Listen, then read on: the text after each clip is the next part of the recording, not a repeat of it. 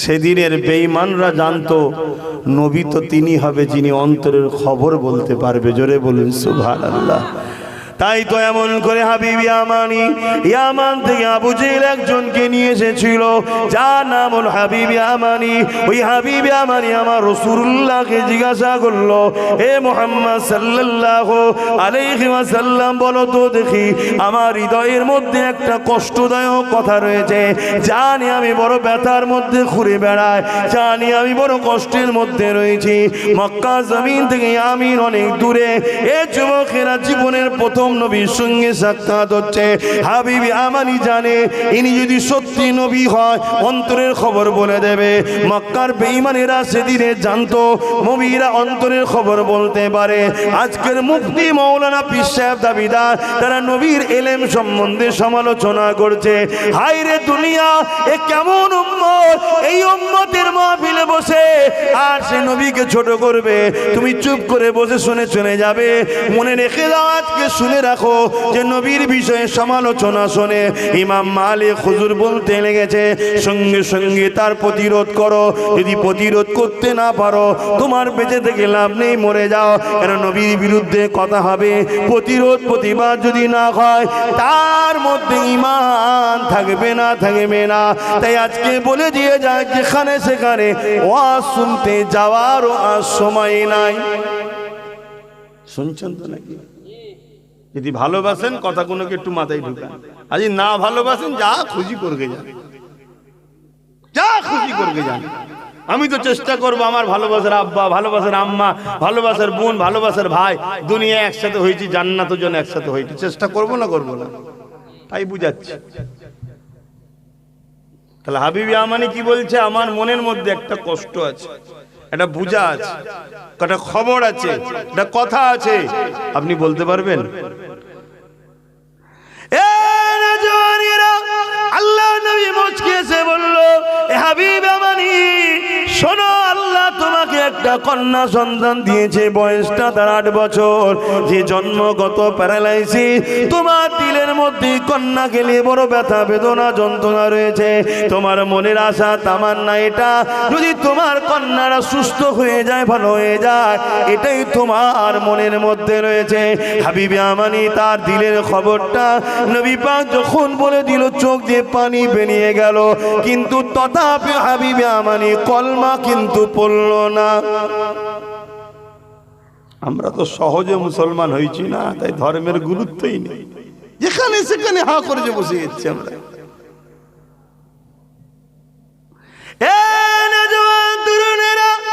আল্লাহ নবী নবী নবীর কাছ থেকে হাবিব ইয়ামানি বিদায় নিয়ে চলে যায়।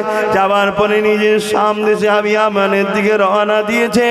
এদিকে ইয়ামানি যখন পৌঁছে যায়, অনেক দিনের রাস্তা, এখনকার সময়ের মতো তো যাতায়াতের সুযোগ ছিল না। ইয়ামানি পৌঁছে যাবার পরে ঘরের দরজায় যখন ডাক দিয়েছে, দরজা যে খুলতে এসেছে, ওই দরজা যে খুলেছে ওটা হল হাবিব ইয়ামানির কন্যা সন্তানটা।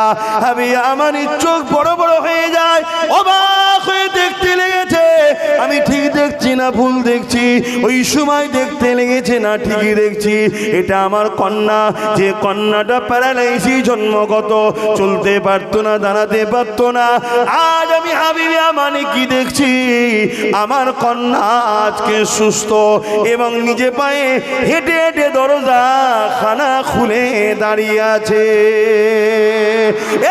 যুবকেরা, তরুণেরা, হাবিব ইয়ামানি জিজ্ঞাসা করে, মারে কি ব্যাপার, তোমার কি অবস্থা, কি করে হলো? ওই কন্যা তখন বলতে লাগে, বাবা একদিন রাত্রিরে আমি ঘুমিয়েছিলাম, একজন নুরানি ব্যক্তি এসে এমন করে আমাকে বলে, মারে উঠে দাঁড়াও। আমি বললাম উঠতে পারি না। উনি বলতে লাগলো, মারে দিল থেকে একবার মেনে নাও লা ইলাহা ইল্লাল্লাহ মুহাম্মাদুর রাসূলুল্লাহ। এটা বলার পরে বলল, মারে এবারে বিসমিল্লাহ বলে দাঁড়াও। আমি যে বিসমিল্লাহ বলে দাঁড়ালাম, আমি দাঁড়াতে পারলাম, চলতে পারলাম, এমন করে কেমন করে আমি হাঁটতে শুরু করে দিলাম। হাবিব ইয়ামানি চোখ দিয়ে পানি গড়াতে লেগেছে।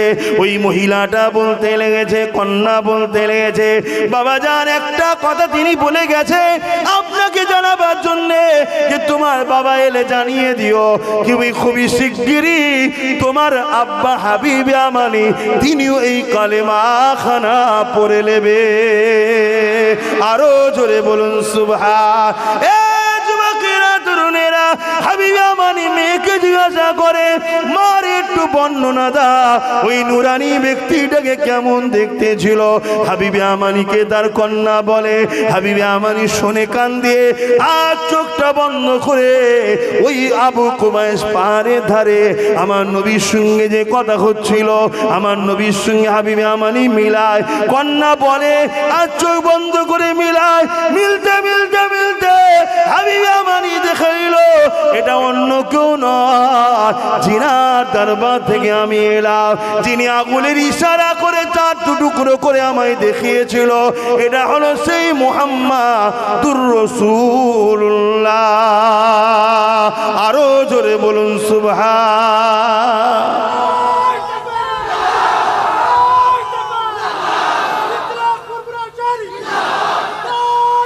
আল্লাহ বুকে হাত দিয়ে বলবেন একদম সত্য কথা।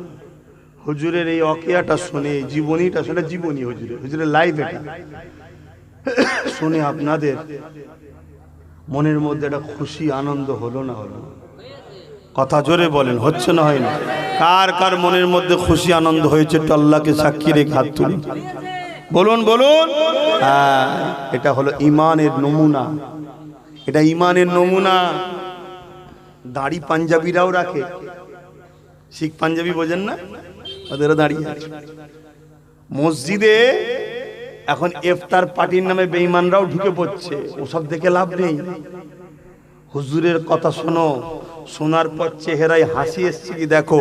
হুজুরের দুঃখের কথা শুনে উম্মতের চোখে পানি ছলছল করছে কি দেখো। যদি এই নমুনা পাওয়া যায় জেনে রেখে দিও তুমি গুনাহগার হতে পারো, তুমি বেঈমান নয়, জান্নাত তোমার জন্য আল্লাহ বানিয়েছে। জোরে বলুন সুবহানাল্লাহ। হয়তো তোমার ভুলের জন্য আল্লাহ ধরবে, বদমাইশি করেছিস কেন? তুমি যদি বলো আল্লাহ ভুল হয়ে গেছে, আর তোমার কাকুতি বিনয়টা যদি আল্লাহর পছন্দ হয়ে যায়, আমি কে বাবা বলা? তুমি আল্লাহর যিনি, আল্লাহ তোমাকে মাফও করে দিতে পারে। জোরে বলুন সুবহানাল্লাহ।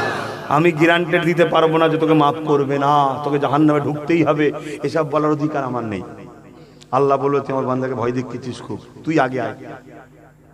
আল্লাহ বলছে আমার রহমত থেকে নিরাশ হও না।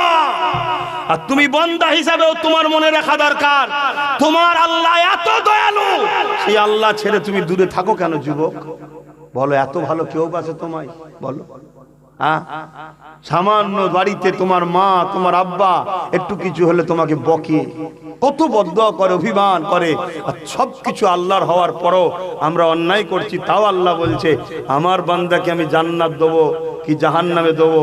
বান্দা ইমানদারের কথা বলছি, কাফেরের সম্বন্ধে, বেঈমানের সম্বন্ধে, মুনাফিক ডাইরেক্ট জাহান্নাম। ওখানে আল্লাহ কোনো গুঞ্জাইশ রাখেন কোরআনে, তাই আমরাও কোনো গুঞ্জাইশ রাখছি না। কথা বুঝছেন না? বোঝেন না? আর এটাও শুনে রেখে দেন, প্রকাশ্য কাফেরের থেকে মুনাফিক মুসলমানের শাস্তি আবার বেশি। মুনাফিক যারা হবে তারাও সারা জীবন জাহান্নামে থাকবে, কিন্তু প্রকাশ্য কাফেরের থেকে কঠিন জাহান্নামে থাকবে মুনাফিক। মানে মুসলমান সেজে যারা উম্মতকে ধোঁকা দিয়েছে। কথা বুঝে আসছে না? না, এখন তো বড় বড় সব ঘুরে বেড়াচ্ছে, বাপ রে বাপ। আর মুখের ভাষা আমার নবী সম্বন্ধে ছোট বড় কথা, কি কথা বলবো, কি কথা বলবো, এমনও কথা শোনা যায় কেউ আমার রসুলকে রাখালো বলছে। বলো নাউজুবিল্লাহ। High high high. যারা যারা এই কথা শুনবে যদি সঙ্গে সঙ্গে প্রোটেস্ট না করে, আপনিও কথা বলছেন কেন?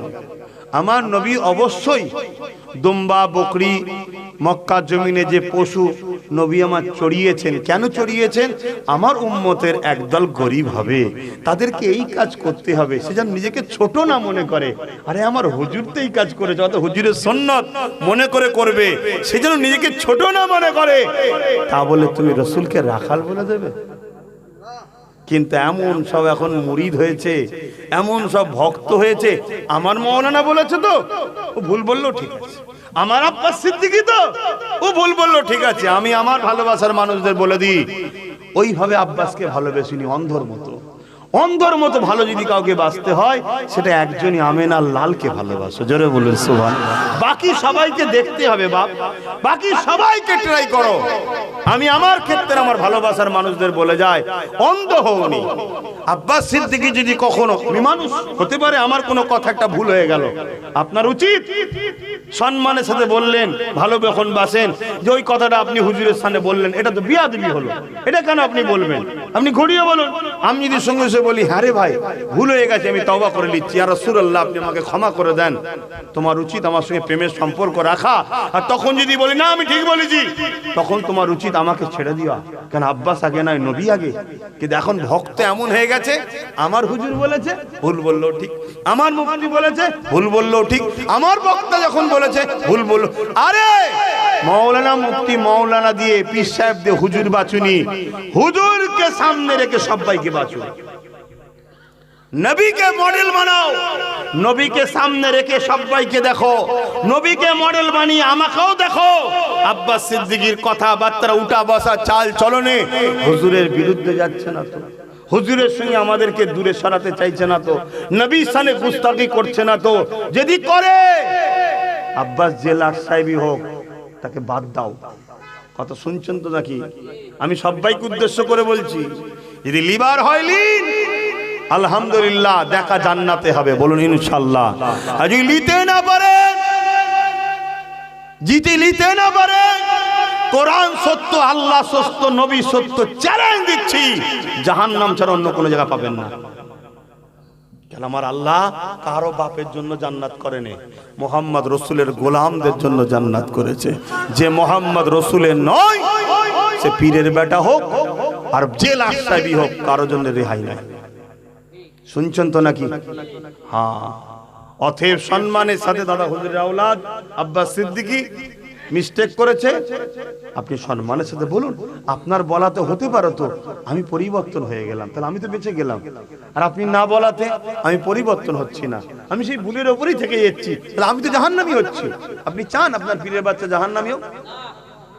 খবরদার, আমার নবীর শানে ভাষা বুঝে বলতে হবে। একটা কথা এবার বলি শুনুন, আল্লাহর কোরআনে আল্লাহ বলছেন আমাদের গলার আওয়াজ যদি, ও বাবা হয়ে গেছে, 8টা বেজে গেছে, এটা বলে দিই শুধু, আমাদের গলার আওয়াজ যদি আমার নবীর গলার আওয়াজের কথার উপরে যদি উঠে যায়, আল্লাহ জীবনের আমল বরবাদ করতে দেবে। এটা শুনেছেন সবাই? কখনো চিন্তা করেছেন জীবনের আমল কাদের বরবাদ হয়? আচ্ছা, কেউ কোনো একটা ছেলে ধরুন নামাজ পড়েছে জুম্মার দিনে, আমাদের ছেলেরা পড়ে না? পড়ে না, আল্লাহ কারে পড়ে, আলহামদুলিল্লাহ। তোমার ভাইদের বলো 5 ওয়াক্ত পড়ো, 5 ওয়াক্ত পড়ো, আল্লাহকে সেজদা দাও, তোমার অন্তরে শান্তি পাবে। আল্লাহকে সেজদা দাও, আল্লাহ খুশি হবে যে তোমাকে মানুষ করে এখনো বাঁচিয়ে রেখেছে। সেজদা দাও আমার ভাইরা, বোঝো, বোঝার চেষ্টা করো, আল্লাহ খুশি হবে, সেজদা দাও। তা জুম্মার দিন দেখ, ধরুন একটা ছেলে জুম্মার দিন নামাজ পড়েছে, আর শনিবার দিন ওই ছেলেটা, হালকা বয়সের ছেলে, এলাকায় কোনো জায়গায় ফাংশন হচ্ছিল, সেখানে ফাংশনে গেছে। ওই ফাংশনে যাওয়ার জন্য কেউ নামাজের নেকি কেটে নেবে আল্লাহ? একটু বলেন না গো, আপনারা তো অজ অনেক শুনেছেন, আপনারাও ছোটখাটো মলি সাহেব হয়ে গেছেন এখন, অজ শুনে শুনে ছোটখাটো মলি সাহেব হয়ে গেছে, নেকি কি কেটে নেবে? কাটবে না। আচ্ছা, ধরুন একটা ছেলে 5 ওয়াক্ত নামাজ পড়েছে বা রোজা রেখেছে, 1 মাস রোজা রেখেছে, আবার ছেলেটা কোন একটা সময় একটু সিনেমা দেখেছে, শুনছেন, হালকা বয়সের ছেলেটা করে ফেলে, আল্লাহ হিদায়াত করুক, আল্লাহ আমাকে আমাদেরকে হিদায়াত করুক, বলুন আল্লাহুম্মা আমিন।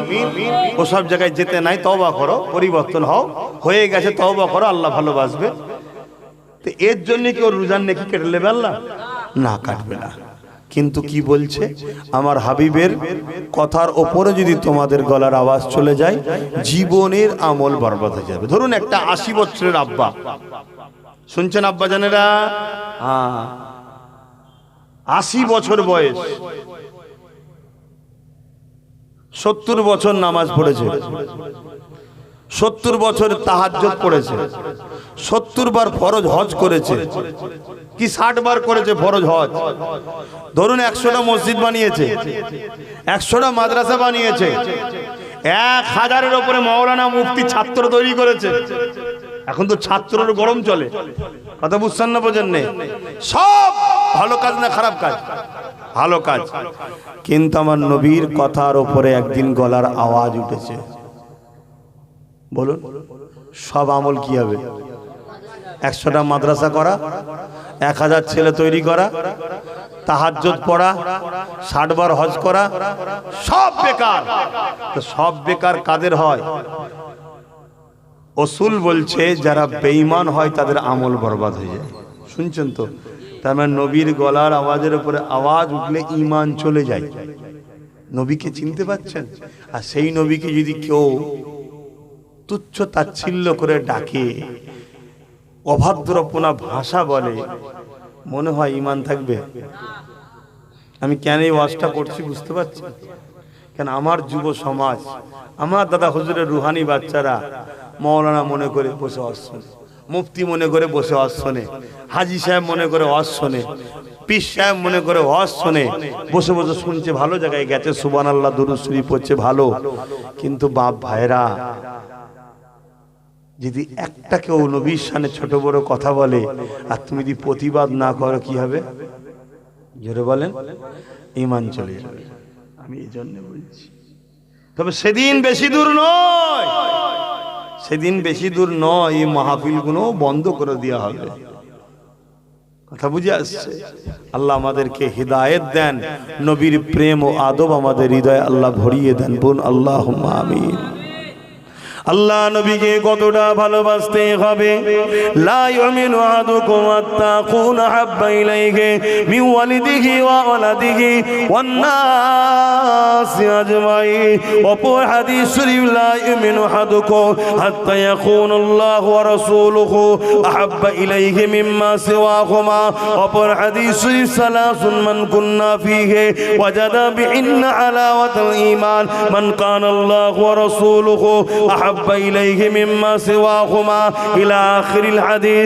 এ যুবকেরা, তরুণীরা, বাপেরা, সব হাদিসের একটাই লক্ষ্য, একটাই রাস্তা, জমি জায়গা, টাকা পয়সা, ঘর বাড়ি, ছেলে বলে, বাপ মা সন্তান সবকিছু থেকে, এমনকি নিজের জানের থেকে যে বেশি রাসূলুল্লাহকে ভালো না বাসতে পারবে, আল্লাহ নবী জানিয়ে দিল সে পাকা কাঁচা নয়, ঈমানদারি নয়।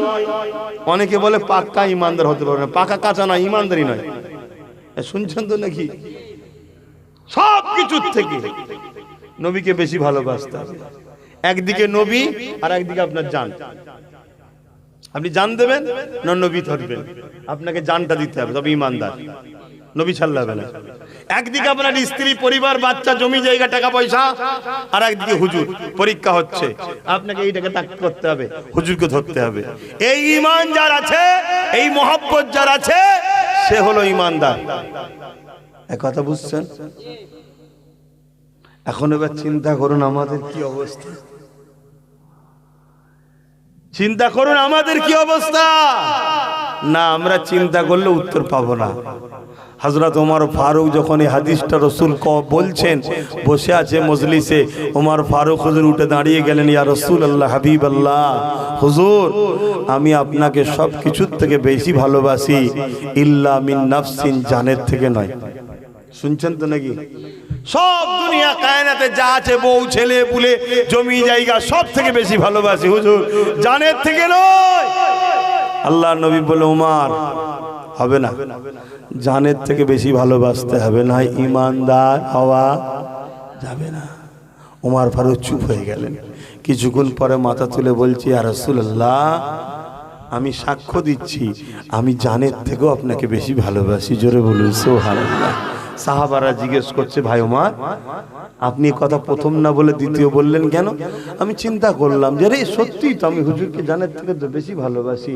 কেন হুজুরের উপরে কেউ যদি আঘাত দেয়, ওমর তো নিজেকে ঢাল করে দেয় হুজুরের, আমার জান যাই যাক, হুজুরকে না লেগে যায়, এটাই তো হুজুরের জানের থেকে বেশি ভালোবাসা। জোরে বলুন সুবহানাল্লাহ। আমরা হয়তো চিন্তা করলে উত্তর পাবো না, মনে হয় আমরা মনে পারিনি। না, কাল যদি তোমার সামনে, তোমার এলাকায় নবীর মাদ্রাসা মসজিদকে ভাঙতে আসে, আমি বলে যাচ্ছি, তোমার মতো প্যান্ট শার্ট পরা দাড়ি চাচা, হাজারো লক্ষ যুবক বুলেটের গুলির সামনে দাঁড়িয়ে যাবে, আল্লাহ নবীর ঘরকে ভালোবাসা, জোরে বলুন সুবহানাল্লাহ। তুমি বুঝতে পারোনি নিজেকে, এই তো 5 জন যুবক ছেলে সাম্বাল মসজিদের জন্য জান চলে গেল। কথা মাথায় ঢুকছে? আমরা ভালোবাসি, আর এই ভালোবাসার জন্যই তো আমাদেরকে মিটাতে এখনো, কিন্তু এই ভালোবাসা কেটে লিবার চেষ্টা চলছে না, চলে না। এই ভালোবাসা আমাদেরকে ইজহার করতে হবে, প্রকাশ করতে হবে। কি প্রকাশ?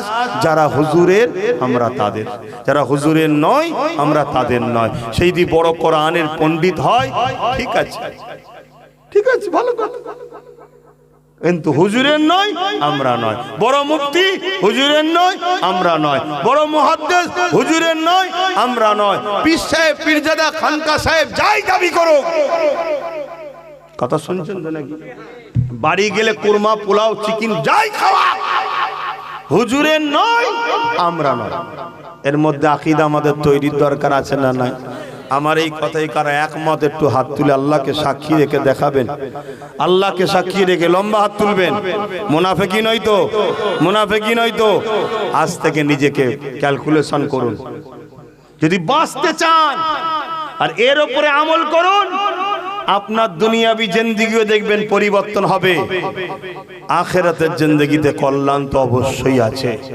এই উপরে যখন আমল করবেন, আপনাকে দুনিয়াতেও কোনো মুনাফিক লিডার ধোঁকা দিতে পারবে না, আর কোনো ছদ্মবেশী মুফতি, মাওলানা, পীর সাহেব, পীরজাদাও ধোঁকা দিতে পারবে না। যখন আপনি মডেল হুজুরকে বানিয়ে নেবেন, আব্বাস সিদ্দিকও ধোঁকা দিয়ে পার পাবে না। কথা মাথায় ঢুকছে না, ঢোকে না? তা হুজুর প্রিয় না জান প্রিয়? হুজুর প্রিয়। এ জান আল্লাহ দিয়েছে, কিন্তু জান দিয়ে আল্লাহ বলেন আমি তোদের উপরে এহসান করেছি, কিন্তু হুজুর দিয়ে আল্লাহ বলল তোদের উপরে এহসান করলাম। জোরে বলুন সুবহানাল্লাহ।